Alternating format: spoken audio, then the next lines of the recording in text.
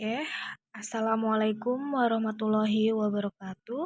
Perkenalkan, nama saya Ayu Safitri dan rekan saya Rosalina Citmau dan Diana Mulyana Klasipin. Kami di sini, kami dari kelompok 8 akan mempresentasikan hasil materi tentang metode pembelajaran. Latar belakang. Metode pembelajaran berperan penting dalam keberhasilan proses belajar mengajar. Guru perlu memilih metode yang sesuai agar materi dapat tersampaikan dengan efektif dan siswa lebih aktif, termotivasi, serta memahami pelajaran dengan baik.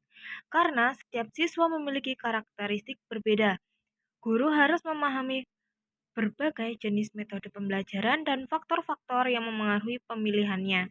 Dengan begitu, proses pembelajaran akan lebih variatif, menarik, dan mencapai tujuan pendidikan secara optimal.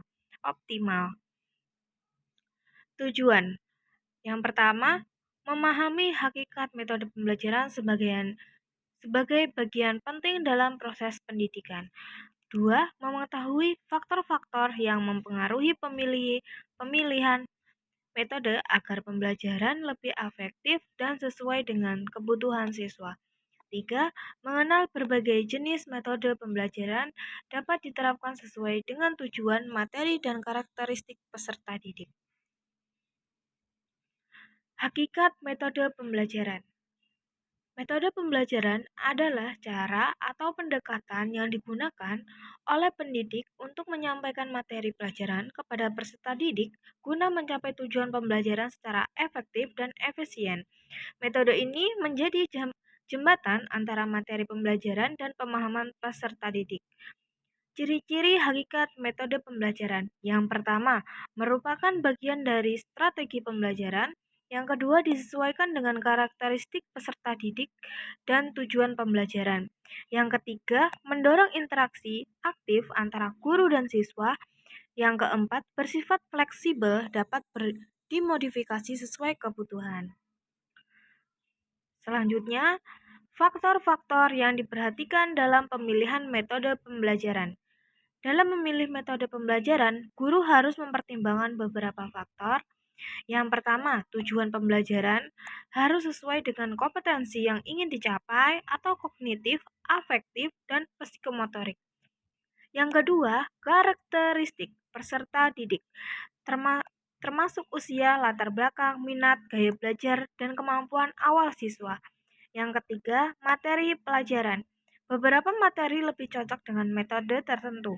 Misalnya, materi keterampilan membutuhkan metode praktik langsung. Yang keempat, ketersediaan sarana dan prasarana, termasuk alat bantu, media, ruang belajar, dan teknologi yang tersedia. Yang kelima, waktu yang tersedia. Beberapa metode membutuhkan waktu lebih panjang, misalnya proyek atau eksperimen. Yang keenam, kemampuan guru. Guru perlu menguasai metode yang digunakan agar pelaksanaan berjalan efektif. Yang ketujuh, lingkungan belajar, misalnya kondisi kelas, jumlah siswa, dan faktor sosial kultural. Selanjutnya, jenis-jenis metode pembelajaran. Berikut adalah beberapa metode pembelajaran yang umum digunakan. Yang pertama, metode ceramah. Guru menyampaikan informasi secara verbal cocok untuk materi teoritis. Yang kedua, metode diskusi. Siswa saling bertukar pendapat cocok untuk mengembangkan keterampilan berpikir kritis. Yang ketiga, metode tanya jawab. Guru dan siswa saling bertanya untuk mendalami materi.